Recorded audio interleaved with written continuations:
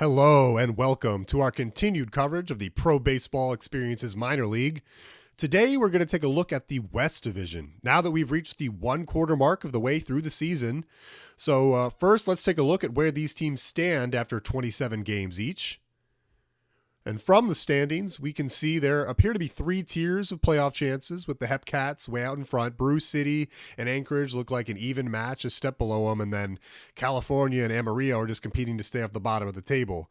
But we know looks can be deceiving, so let's take a closer inspection at some of the numbers below the surface that might not be reflected by the standings here. And the run differential seems to reinforce the idea that there are 3 distinct tiers in this division right now, with Kansas City ahead, clear of the pack.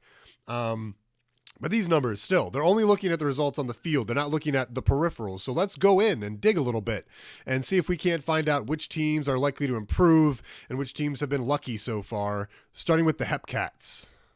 And Kansas City, in a league of their own this year, allowing 49 less runs than the second best team. That's less than 63% of the runs allowed by the Firehawks, 132. So incredible. Number 1 in both starter and bullpen ERA, but they have relied on their defense as well. They have the fewest strikeouts in all of the minor league, and they also have the only positive defensive zone rating in the division, so it's not just their pitching that's getting the job done. Ike Sampson overachieved a little bit so far with an ERA plus of 238, but veteran Herman Schwartz has underachieved with an ERA plus of only 83 and the worst FIP of his career, so these probably cancel each other out. And while I do expect some very mild regression for this team's defense, the results from their lineup might even improve. Shortstop James Dion, who's been a superstar so far, probably can't keep up his pace at the moment, but there are a number of other batters off to a slow start who should turn it around in the coming weeks. So we move on now to the Brew City Bears, who are a much more average team than the Hepcats so far this year. They're middle of the table in offense, defense, and pitching. Their bullpen ERA is over 5 so far, and they rank 8th in the minor league, which is pretty surprising given that their impressive 7-2 record in 1-run games. So I would expect that record in very close games moving forward to reflect the struggles that this bullpen has had so far, and I do expect them to regress back to the mean, especially since when you take a look at individual players in that bullpen, no one really seems to be due for a huge bounce back from how they've started the season. Their lineup should potentially have better results in the second half, especially some of their infield, as both their first baseman, Dennis Maltoid Mann, and shortstop Bryson Potts, they're off to kind of a slow start this year. You put it all together, I think this team is actually a little weaker than their current record would indicate, but still leaves them as one of the stronger teams in this division. And next we will look at their closest competition in the standings, the Anchorage Wheelers. Anchorage seems to be pretty similar to Brew City. They're average at scoring, they're average at preventing runs, but Anchorage has this weird dichotomy of great results from their bullpen so far, but they need big improvements from their starting pitching. The Wheelers starters are giving up over 6.25 runs per 9 innings. That's almost double the runs given up by Kansas City starters so far, and it's the worst mark in the league. The good news is they can expect a turnaround from Ace Bogan Bay batter. His fielding independent pitching mark of 5.35, that's almost 3.5 runs lower than his ERA at the moment. But the bad news is I'm not sure any of the other starters are going to see significant improvement in the second half. I'd be happy to be proven wrong, but the numbers don't reflect it. Unfortunately, the great performance from the bullpen so far has not translated into big-time wins in close situations consistently. Anchorage is only 4-4 in 1-run games so far, and that's very unfortunate because their closer, John Reyes, has been so good so far. It would be almost impossible for him to continue to play at the same level. As you see, his ERA of 1.26 through 14 and a third innings, that represents an ERA plus of 348. I don't think Reyes can continue to prevent runs 3.5 times better than the average pitcher for the rest of the season, especially when you consider his BABIP and his FIP numbers. So I think Anchorage really needed to capitalize on their closer's success more early.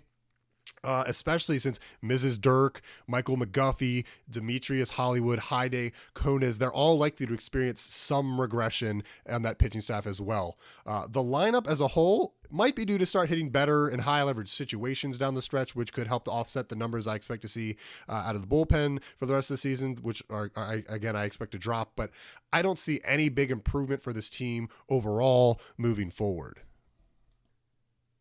As we make our way down the standings, that brings us to the California Firehawks.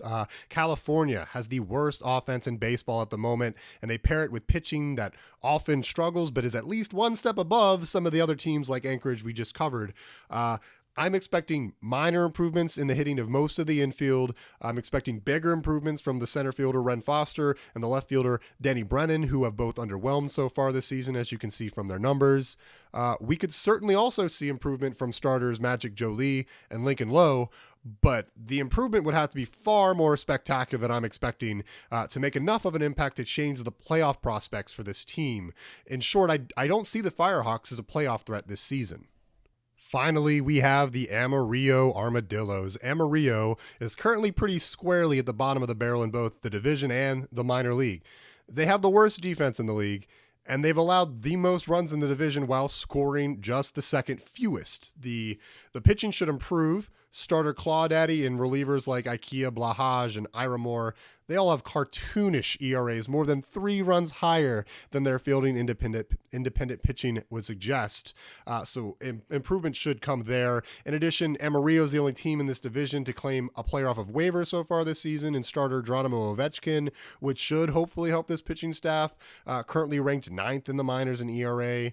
I do expect turnarounds from batters like Max Polite and TJ Detweiler without any of the other batters regressing significantly, which gives some optimism for this team, but they've dug a hole too deep to climb out of it very easily.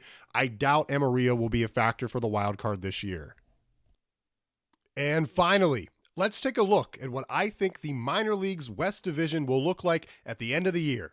There's no evidence anyone is going to catch the Hepcats or that the Firehawks or the Armadillos are going to improve enough to become a playoff factor. So the most interesting competition here is going to be for second place between the Bears and the Wheelers. And it could easily come down to which bullpen gets results down the stretch. And if that is the case, I'm going Bears here number 2 and Anchorage number 3, despite how the bullpens have looked so far this season.